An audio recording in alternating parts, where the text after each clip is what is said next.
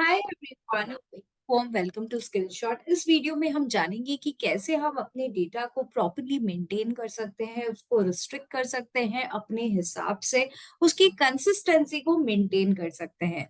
Video को शुरू से लेकर अंत तक देखना आपके लिए बहुत जरूरी है, क्योंकि इस वीडियो में आपको ये सीखने मिलेगा कि कैसे एक बड़े डेटा को हम प्रॉपर्ली मेंटेन कर पाएंगे और रिस्ट्रिक्ट कर पाएंगे अपने हिसाब से।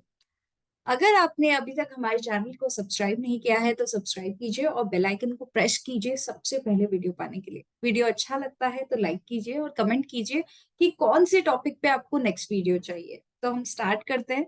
सबसे पहले ये डेटा को थोड़ा सा पढ़ते हैं। इसमें आप देख सकते हैं कस्टमर नेम दिया हुआ है, कस्टमर आईडी दिया हुआ है, फोन नंबर, डेट और प्रोडक्ट लाइन दिया हुआ है। सो बेसिकली ये कस्टमर डेटा है for the month of February. अब कस्टमर आईडी को अगर आप ध्यान से देखें तो वो प्रॉपर्ली अरेंज नहीं है। कोई लेफ्ट अलाइंड है तो कोई राइट अलाइंड है, कोई एज अ टेक्स्ट मुझे दिख रहा है तो कोई एज अ नंबर मुझे रिफ्लेक्ट हो रहा है। अगर फोन नंबर को हम ध्यान से देखें तो फोन नंबर कुछ आपको लगेगा कि कोई 9 डिजिट का है, कोई 10 डिजिट का है, कोई 8 डिजिट का है। डेट भी प्रॉपरली फॉर्मेटेड नहीं है। यहाँ पर देखिए 2090 लिखा हुआ है, यहाँ पर 2019, यहाँ 2000 लिखा हुआ है। तो प्रॉपरली फॉर्मेटेड नहीं है। यहाँ फेब्रुवरी का मंथ तो आ रहा है लेकिन प्रॉपरली नहीं लग रहा है हमें। प्रोडक्ट लाइन में अगर आप देखें तो कहीं हेल्थ लिखा हुआ है, कहीं हेल्थ एंड ब्यूटी लिखा हुआ है, कहीं होम एंड लाइफस्टाइल लिखा हुआ है। तो इसको हम कैसे प्रॉपरली फॉर्मेट कर सके, अपने रिक्वायरमेंट के हिसाब से रिस्ट्रिक्ट कर सके, इसके लेंथ को सेट कर सके, देखते हैं। तो सबसे पहले हम चलते हैं कस्टमर आईडी में। कस्टमर आईडी अगर सपोज करिए मुझे चाहिए 100 से लेकर 1000 के बीच में ही रहे, उससे पहले पहले का कोई भी वैल्यू हो या बाद का कोई भी वैल्यू तो वो एक्सेप्ट ना करे। तो सबसे पहले आपको सिलेक्ट करना है। सिलेक्ट करने के बाद आपको डेटा में जाना है। डेटा में जाने के बाद आपको डेटा टूल्स में डेटा वैलिडेशन मिल जाएगा। तो वहां पर आपको जाना होगा और सिंपली आपको क्या करना है, आपको सिंपली होल नंबर सिलेक्ट करना है। होल नंबर जो आप चाहते हो अलाउ करे, किसके बिटवीन में आप चाहते हो। तो आप चाहते हो कि मिनिमम जो है होल नंबर 100 हो और मैक्सिमम जो है वो 1000 हो, ये आप चाहते हो।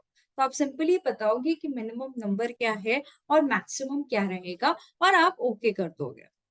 तो जैसे ही हम ओके करेंगे, आप सपोज कीजिए यहाँ पर मैं 99 लिखती हूँ और एंटर करती हूँ। जैसे मैं 99 लिख के एंटर कर रही हूँ, this value does not match the data validation restriction, ऐसे करके पॉपअप हो रहा है एक वार्निंग मैसेज। तो अब हम लोग को रिट्राई हम कर सकते हैं, या तो हम एक काम कर सकते हैं, हम सिंपली डेटा वैलिडेशन में वापस से जाते हैं। वापस से जाने के बाद यहाँ पर इनपुट मैसेज का भी एक ऑप्शन आता है। अगर आप चाहे तो मैसेज भी इनपुट कर सकते हैं कि the range should be between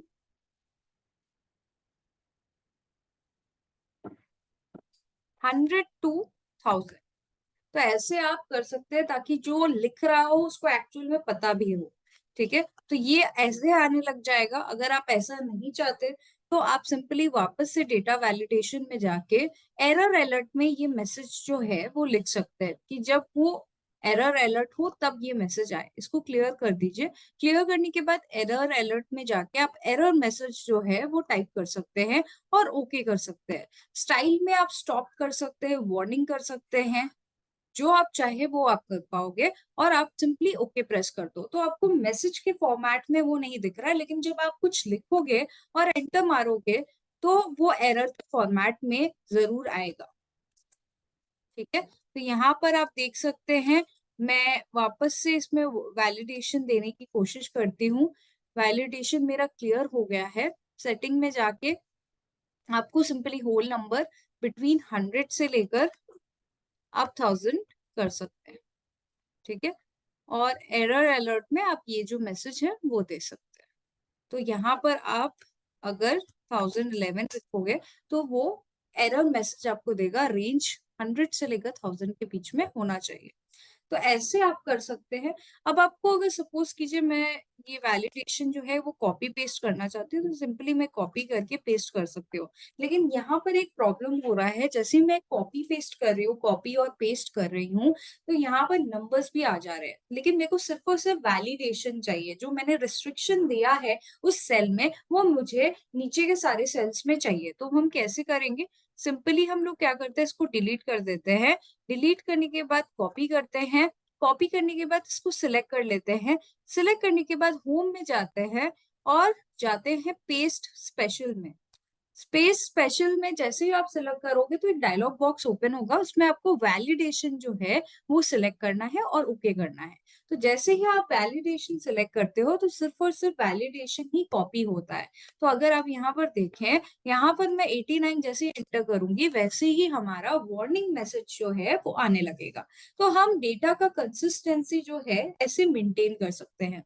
वैसे ही फोन नंबर में अगर हम जाए तो फोन नंबर का हमको लेंथ सेट करना है कि इसका लेंथ मैक्सिमम जो है वो कितना होना चाहिए, 10 होना चाहिए। जो लेंथ है वो 10 ही होना चाहिए।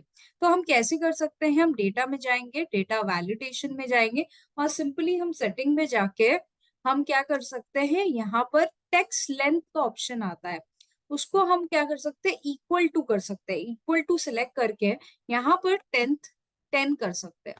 तो 10 से कम जैसे ही मैं देती हूँ, जैसे मैं यहाँ पर एक नंबर टाइप कर रही हूँ, जैसे ही 10 से ज्यादा या 10 से कम मैं दूंगी तो एक वार्निंग मैसेज आएगा। ठीक है, तो वो वार्निंग मैसेज आप सेट भी कर सकते हो या ये सिंपली आपको पॉपअप कर देगा कि जो आप दे रहे हो वो सही नहीं है। ठीक है, तो आप सिंपली जो है